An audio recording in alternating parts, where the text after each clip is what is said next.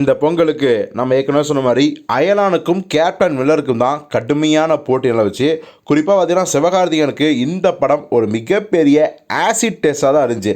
ஏன்னா தொடர்ந்து தோல்வி படம்லாம் கொடுத்துட்டு இருந்த சிவகார்த்திகேயனுக்கு பார்த்தீங்கன்னா வெற்றியும் தோல்வியும் மாறி மாறி கிடைக்க ஆரம்பிச்சுது. அதாவது நம்ம வீட்டு பிள்ளை அப்படிங்கிற படத்தை வந்து ரொம்ப நாளைக்கு அப்புறம் ஹிட்டு படமாக அவருக்கு அமைஞ்சுது. ஆனால் அதுக்கப்புறம் அவர் நடித்த ஹீரோங்கட படம் மிகப்பெரிய தோல்வி படமாச்சு. அதுக்கப்புறம் நெல்சன் இயக்கத்தில் டாக்டர் படம் சூப்பர் டூப்பர் ஹிட்டு. அதுக்கப்புறம் டான் படமும் எஸ்கேப் ஆகி 100 கோடி வசூலாச்சு.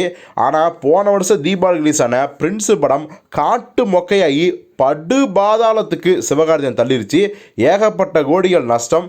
ஸோ இதனாலேயே பார்த்தீங்கன்னா சிவகார்த்திகேயனுக்கு வந்து அந்த படத்துலேருந்து மீண்டும் பழைய நிலைமைக்கு வரணும் அப்படின்னா இப்போது இந்த அயலான் படத்தை வந்து ஹிட் பண்ணியே ஆகணும் அப்படிங்கிற ஒரு கட்டாயம். இன்னும் சொல்லப்போனால் நடுவில் மாவீரன் படம் வந்து வெற்றி படமாக தான் அமைஞ்சுது. ஆனால் அந்த படம் எப்படிப்பட்ட படமாக அமைஞ்சதுன்னா ஒரு மிகப்பெரிய வெற்றியோ இல்லை தோல்வியோ இல்லாமல் ஒரு சராசரியான வெற்றி படம் அப்படிங்கிற வெற்றி தான் அடைஞ்சுது. ஆனால் இந்த அயலான் மூலம் பழைய ஒரு ரஜினி முருகன் மாதிரியோ வருத்தப்பட வாலிபர் சங்கம் மாதிரியோ ஒரு டாக்டர் மாதிரியோ இந்த படம் சொல்லி வச்ச கில்லியா ஹிட்டான மட்டும்தான் அந்த பழைய இமேஜ் வரும் அப்படின்னு ரொம்ப சின்சியராக அந்த படத்தை வந்து ப்ரொமோஷன் பண்ணார் சிவகார்த்தி அவர்கள். நினச்ச மாதிரியே பார்த்தீங்கன்னா ரசிகர்களிடம் வந்து ஒரு நல்ல ரிசல்ட் வந்துச்சு. அதே சமயத்தில் இரண்டாவது நாள்லேருந்து பார்த்தீங்கன்னா இந்த படம் போர் அடிக்குது, அதாவது நாங்கள் ரொம்ப எதிர்பார்த்துட்டு வந்தோம் அந்த அளவுக்கு இல்லை அப்படிங்கிற விமர்சனத்தை பெற்றுச்சு.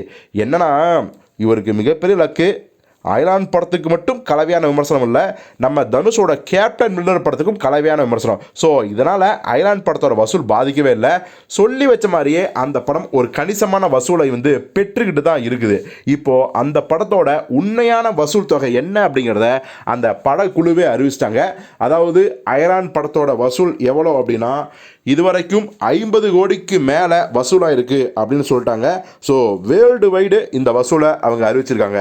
அதே சமயத்தில் கேப்டன் மில்லர் படம் 70 கோடிக்கு மேலே வசூலாயிடுச்சு அப்படிங்கிற விஷயம் தெரிய வருது. எது எப்படியோ சிவகார்த்திகேயனுக்கு இந்த படம் மிக விரைவாக 50 கோடி வசூலானது ஒரு நல்ல விஷயம்தான். ஸோ பொறுத்து வந்து பார்ப்போம். இன்னும் ஒரு சில நாட்கள் வந்து விடுமுறை நாட்கள் இருக்குது. ஸோ இதுக்கு மீண்டும் கூட்டம் வந்து இந்த படம் இன்னும் எவ்வளவு வசூலை அடிக்க போகுது அப்படின்னு